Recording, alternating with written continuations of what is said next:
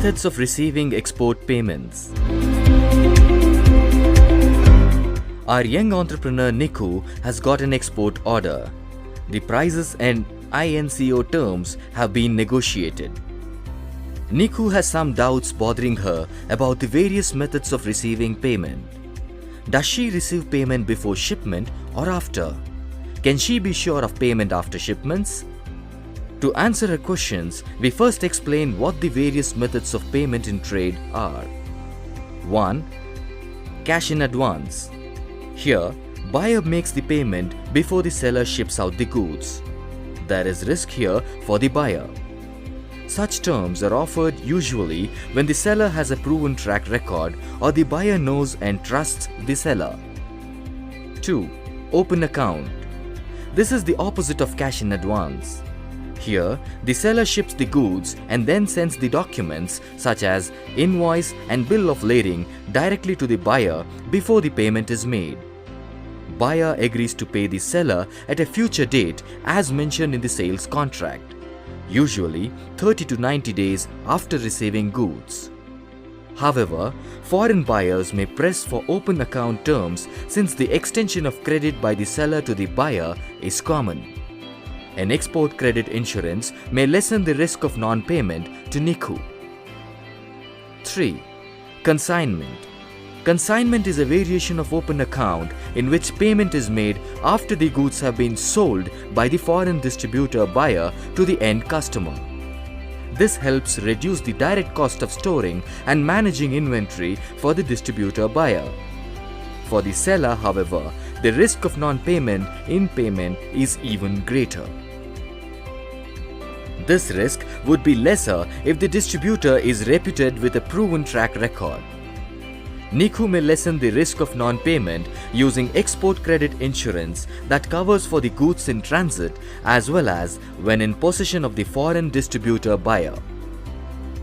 4. Documentary collections. Here, the seller entrusts the payment collection to his bank. Niku's bank would send documents and collection instructions to the buyer's bank. These collection instructions specify when the ownership of the goods changes and when the buyer's money should be remitted. The buyer's bank would carry out the instructions upon receiving payment from buyer and remit it to Niku's bank. There are two types of documentary collections.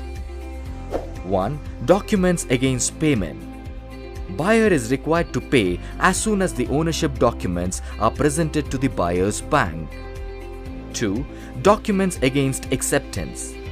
Buyer is required to accept a time draft as soon as the ownership documents are presented to the buyer's bank.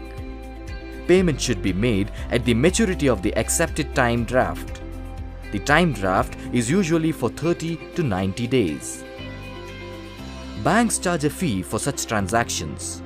Documentary collection doesn't offer a verification process and there is limited recourse in case of a payment default. On the other hand, they are usually cheaper than instruments like letters of credit. Letters of credit. An LC payment involves the buyer's bank and Niku's bank. Under LC, a commitment is given by the buyer's bank that payment will be made to Niku provided that the terms and conditions stated in the LC have been met. Niku then ships the goods and submits the documents such as invoice, bill of lading, etc. to her bank as proof of shipment. Once documents are submitted, payment is released. The LC protects the seller against non-payment as the banks make the payment without discretion of the buyer. An LC also protects the buyer since no payment obligation arises until the goods have been shipped by seller as promised. So, it balances the risks for both sides and is more secure, though not risk-free. Banks charge a fee for LCs, which is usually more than in other methods. We shall discuss letters of credit in more detail later. Niku and buyer can decide upon any method and should mention the same on her commercial invoice. Lastly, she should consider taking export credit insurance when required.